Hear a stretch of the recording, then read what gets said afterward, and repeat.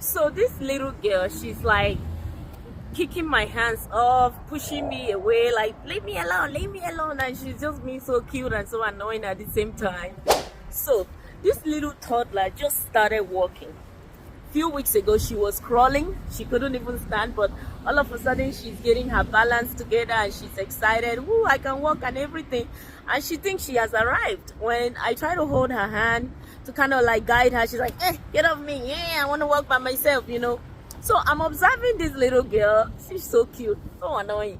She's coming down the stair and she could not see that there's something at the edge of the stair that she's about to bump her little forehead into.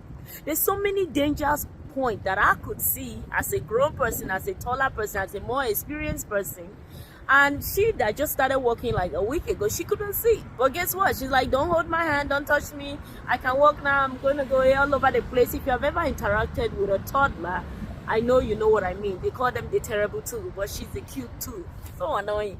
So we'll step outside of the house to get some fresh air, and she is like, get off me, and she's running straight into the highway. She's running straight into like oncoming traffic.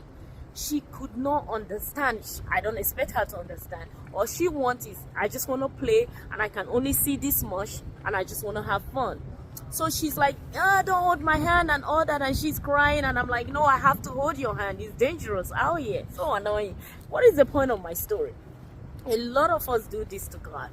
Yes, this is exactly what we do to God.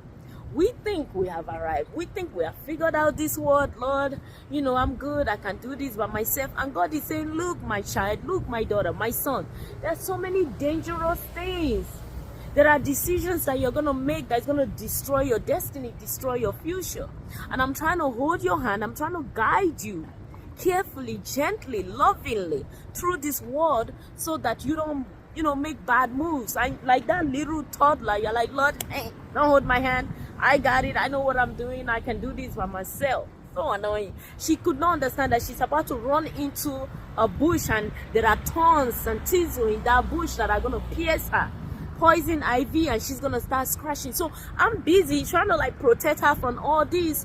But she's so frustrated, like, don't hold my hand. I want to run around. I want to be free. I want to have fun. You're disturbing my fun. So annoying. Many of us are like that little toddler. You know, when you read the story of the prodigal son, you never put yourself in his position because you're like, oh, I'm not asking for my inheritance. But yes, you are. We are. Every time that we don't depend on the Lord for decision, every time we don't pray in the morning and say, Lord, guide me, help me, every time that we are like, you know what, we're not going to listen to the word of God, we're going to do what we think is best, we are like the prodigal son. We are like the little toddler.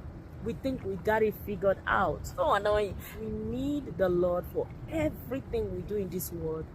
There are things the Lord can see that we are like just like this, but he sees far beyond. He sees into the future. He sees the end of our life. He sees what's going to happen by the end of the day. He knows what's going to happen by next month, and he's trying to guide us based on all that knowledge, the foreknowledge of God. But many of us, like the little toddler, we're like, oh Lord, you are destroying my fun. Oh, you don't want me to have any fun. Oh, don't hold my hand. Oh, I don't need you today.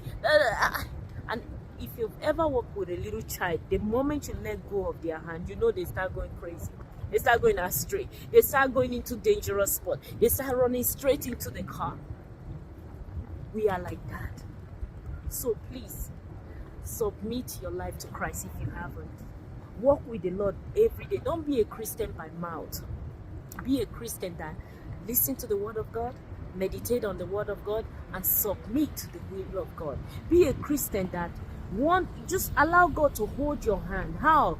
Prayer, meditation, spending time in the presence of the Lord. Be that Christian that says, you know what, Lord, hold my hand. Hold my hands. I need you. I need you every day of my waking hours. I need you. Until next time, God bless you. Bye-bye.